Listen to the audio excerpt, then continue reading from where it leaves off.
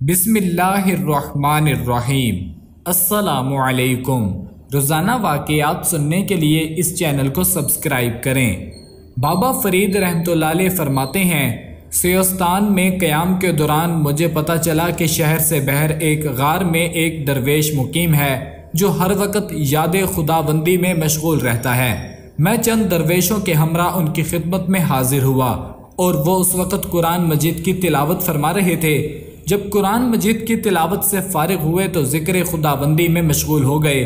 फिर कुछ देर बाद हमारी जानब मुतवज्जा हुए और फरमाया, मैंने 20 बरस तक सैरो सियाहत की और फिर मैं एक दरवेश की खिदमत में पहुंचा जो एक पहाड़ी जंगल में मुकीम थे और वहां किसी परिंदे का गुजर न था। मैंने ख्याल किया, ये इस जगह कैसे रहते होंगे जहां खाने को कुछ दस्तयाब नहीं।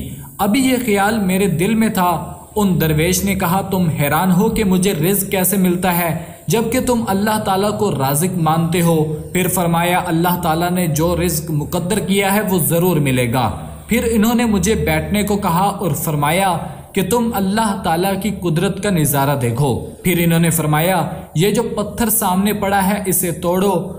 और जब मैंने वो पत्थर तोड़ा तो इसमें से एक कीड़ा निकला जिसके मुंह में सब्ज रंग का पत्ता था। उन्होंने फरमाया, देखो अल्लाह ताला ने इस कीड़े को भी पत्थर में रिज्क दिया, तो वो क्या मुझे मेरा रिज्क नहीं देगा। बाबा फरीद रहमतुल्लाह अलैह फरमाते हैं, वो दरवेश कहने लगा, मैं रात उन्हीं के यहाँ मुकीम रहा और इफ्तार के वक्त एक शख्स आया जिसने 2 रोटियां और थोड़ा सा हलवा उनके सामने रखा। और जब वो दरवेश तिलावत कुरान मजीद से फारिग हुए तो फरमाया कि तुम हैरान थे कि मेरा रिज्क कहाँ से आता है, तो जान लो कि अल्लाह ताला ने मुझे मेरा रिज्क पहुंचा दिया है। फिर जब सुबह हुई तो मैं उनसे रुखसत हुआ और अब 20 बरस गुजर चुके, मुझे मेरा रिज्क आलमे गैब से मिल जाता है। बाबा फरीद रहमतुल्लाह अलैह फरमाते हैं, हम उन दरवेश के यहाँ मुकीम रहे और जब शाम हुई तो हमने उनके यहाँ नमाज मगरिब अदा की और फिर एक शख्स आया जिसके सर पर खान था और उसने वो खान इनके सामने रख दिया। इन दरवेश ने वो खान हमारे आगे कर दिया और फिर हम सब ने उससे सैर होकर खाया, मगर उस खान से कुछ भी कम ना हुआ। फिर उन दरवेश ने अपने पाँव से ज़मीन को ठोकर लगाई और वहाँ से पानी का एक चश्मा जारी हो गया। हमने वो पानी पिया और खूब सैर होकर पिया। फिर वो खान और पानी का चश्मा दोनों गायब हो गए। बाबा फरीद ये फरमाते हैं, सुबह हुई और जब हमने उन दरवेश से रुखसत हुए हैरानगी का इजहार किया तो उन्होंने फरमाया, एक दिन मैं ताज़ा वज़ू के लिए गार से बाहर निकला तो मुझे एक दीनार मिला। मैंने वो दीनार उठा लिया। उसी वक्त गैब से आवाज़ आई तो लगे और मुसाफा करना चाहा तो मैंने देखा कि उनका एक हाथ नहीं था।